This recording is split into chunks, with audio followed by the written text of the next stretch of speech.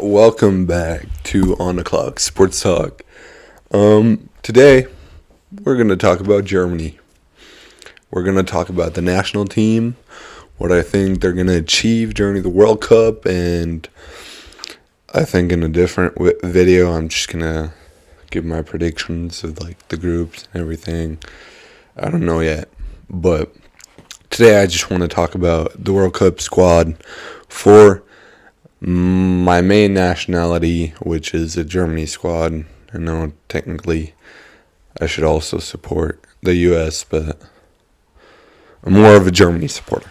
But yeah, so Hansi Flick, our coach, has come out with a squad about almost a week ago now, last Thursday, and I watched it live, and I am very pleased with the decisions he made. I know there's some decisions some people aren't very happy about, and I know there's always some improvement that can be made, and some of his reasonings weren't always perfect, but overall it's not like our coach chose to take someone like Harry Maguire with to the World Cup just because of his experience. Okay, so we're good. So he came out. I got the squad right here, but I'm just gonna put up like a picture of it here so you can just follow with. So he started out with the goalkeepers. He said Manuel Neuer, then Ter Stegen, and then Kevin Trapp. My app says that Kevin Trapp is second and Ter Stegen is third. Does it matter? Not really, because at the end of the day, our main goalkeeper will be Neuer, and it will always be Neuer as long as he's healthy. Maybe not in 4 years, but for now. After that, do I think it should be Kevin Trapp or Marc-Andre Ter Stegen?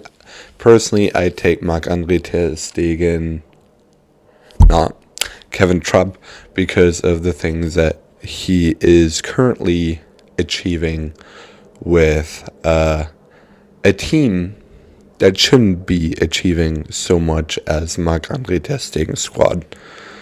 Not saying that it's Ter Stegen's fault, but I am saying a big part in reasoning on why Frankfurt is still in the Champions League is due to Kevin Trapp, and those achievements, in my opinion, make him the second goalkeeper right now, because Marc-Andre Ter Stegen is in the Europa League now, again, with a team that should actually totally be in the round of 16s in the Champions League. But yeah, moving on, there are a lot of big discussions on two players that were left out. First one being Gosens, and second one being Mats Hummels. Now, after the game Friday, against Borussia Mönchengladbach, people are saying again, well, good that we didn't take with Hummels. And the reasoning Hansi Flick gave for leaving out Hummels was, we just wanted to give the young guys a chance. But then again, took one or two people who were a lot more older than the younger squad that we could have easily taken with. But am I mad about him not taking with Mats Hummels? Well, not really. I think if we all watched the World Cup 4 years ago in Russia, I wouldn't necessarily say that Mats Hummels played the greatest, and there must have been a reasoning behind it. Of course, I would have loved to have seen Mats Hummels with, and I think it would have been really good for the chemistry, seeing how Niklas Süle, Nico Schlotterbeck, and Mats Hummels all are currently playing with each other in the same club. And if there's one thing that you want to have in the World Cup that gives you a lot of advantage, it is chemistry. And if they already play in a club with each other for a good long amount of time, that's always really good. which is, yeah. So he brought with Antonio Rüdiger from Real, David Raum, Matthias Ginter, Thilo Kehrer, Niklas Süle, Lukas Klostermann, Christian Günther, Nico Schlotterbeck, and Amel Bella-Kotschap, which I am most surprised of. But overall, so for the left, instead of taking Gosens, he took with David Raum and Christian Günther, which in my opinion is the right decision. SC Freiburg is having a fantastic season right now, and Christian Günther is a big reason, not a big, but he is a massive part of it. So taking him over Gosens, who is actually right now not having the best of seasons and missing out on minutes and everything, and I even put him over David Raum, considering how slow of a start David Raum had with Red Bull.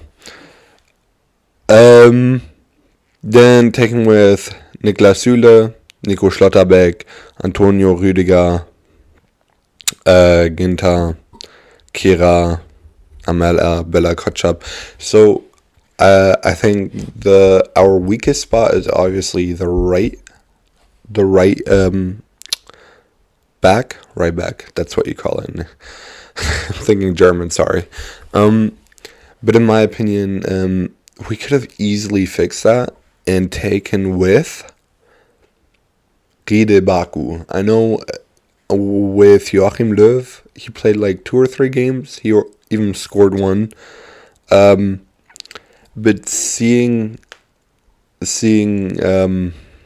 how good Wolfsburg has been the last 5 games or so, and Riedel Baku being a massive part of it with Felix Metscher and Niklas Metscher, you could have at least considered it over somebody like, I'd say, that's a good question of who you would have given the spot to. Obviously, you might have said, okay, he's a mid. You take him in as a mid, and then put him as a defensive player because he can also play right back and right wing. But overall, I'm very happy with the defense, and I don't think there's a lot of improvement you can do.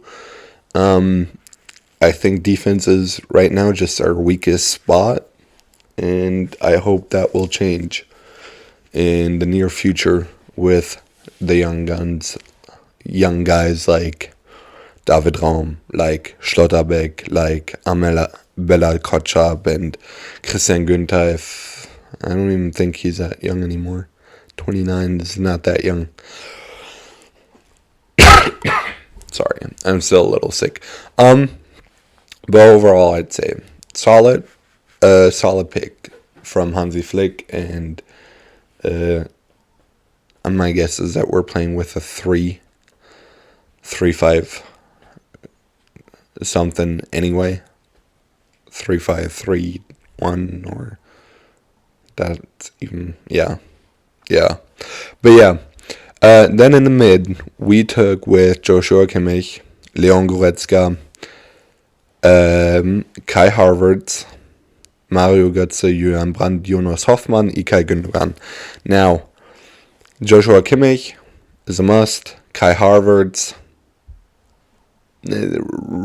rough season, but still one of the most talented players we have in mid, so I get why you take him with. We took Leon Goretzka with, which is a must. Ilkay Gündogan is... he's playing for Man City, and if you watch Man City football, it's just beautiful, so there is no option but to take him with. Then Mario Götze is everybody's favorite to have been taken with to the World Cup, and people who say he doesn't deserve it, please watch some Frankfurt games. I love watching Frankfurt games right now, especially Champions League. He's playing fantastic football again, and I'm glad to see from his entire story and everything that happened to him. to see him succeed again and to be in the Germany national squad again, which makes me super happy. So he's deservedly in there. Julian Brandt and Jonas Hoffmann are the only two where I'm like, maybe you could have picked somebody else. I believe Felix Metscher was a candidate for that, but he got injured. And again, Jonas Hoffmann might have been the best player to play. No, obviously not. It's Jan Sommer, but like in the outside for Mönchengladbach so far, even though Mönchengladbach has had a very, very bad season.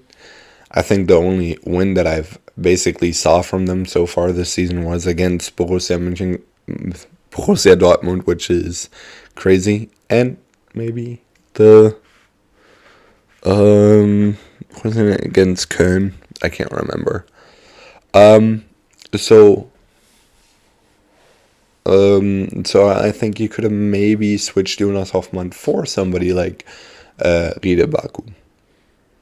And then if you need a right mid, you have Riede Baku. If you need a right back, you have him too. So he could have helped us in both kinds of senses. But then we also have Julian Brandt, which is also a very big surprise. I mean, you can take him with against Borussia Mönchengladbach. He showed what kind of talent he still has. I know he hasn't been able to, Deutsch, English, play that much. Not play that much. I mean, he's played, but been able to show his talent. I mean, he's still somebody who's young and talented. So I get why we take him with. Overall midfield, solid. That's all I can say. I think there could have been one or two more changes than with the defense, but overall, still our coach has done a better choice picking players than some other nations. Like, again, England. Then in attack we have Leroy Sané, Jamal Musiala, Thomas Müller, Serge Gnabry, all playing for Bayern. All a must. There's no way around it. München is playing phenomenal football, and the offense is a massive part about it. Yes, there's nothing you can say about that. Thomas Müller, all of them just are a must. Then you have two players from Borussia Dortmund, which is Youssoufa Moukoko and Karim Adeyemi. Karim Adeyemi is a bit of a surprise, but at the end of the day, we're kind of short on attackers. Especially with Timo Werner being out. So I get why you take him, but I think the three strikers we're mainly going to play with are Youssoufa Moukoko, Niklas Füllkrug, and Thomas Müller. And the reason for that is Thomas Müller has the most experience with the rest of the Bayern squad, as well as it's Thomas Müller. He is a phenomenal scorer. Then Youssoufa Moukoko is on fire right now. He has made goals galore for Dortmund the past weeks to save their butts. And I just have to say, if you didn't take with that 17-year-old young dude, then something is wrong with you, because clearly he's playing better football than some other strikers. But I'm also excited to see the duo between Jamal Musiala and Youssoufa Moukoko. I think that will be a lot of fun to watch. And then the last and not least, Niklas Füllkrug is the exactly right decision for somebody that we need, who just gives us a last-minute goal, somebody who takes matters in his hand and just shoots and scores. he has been a very, very, very good scorer this season. So I'm very happy, since he is a Hanover 96 legend, that he is able to play for the German national squad. And yes, it might have also been because of Werner being out of injury, but personally, I'd still see him over Karim Adeyemi, because he is somebody who gives us what we lack most, and that is a classical forward. A classical nine, I believe, is what you call it. So all in all, I think Hansi Flick has done a very, very good and solid job with the team and the players he has picked, and I'm very excited to see how far we're going to come. People are saying we're not going to make it far. Those people are the ones who haven't seen Germany play ever since we've switched coaches, and I think that is a massive difference, and we have played a massively better type of football since Joachim Löw is out. So in my opinion, there's always a chance, and I'm not going to jinx it. Obviously, I'm not going to say Germany's going to win, because then they're obviously not going to do it. But there is chance, and in our group, it's going to be very difficult though. But we'll trust the progress and process and see. We're going to have a game tomorrow, I believe, against Oman, and I hope that we'll see one or two nice plays, one or two nice combinations and experiments, and we'll see. Yeah. So thanks for listening. Thanks for enjoying, and I'll see you all next time.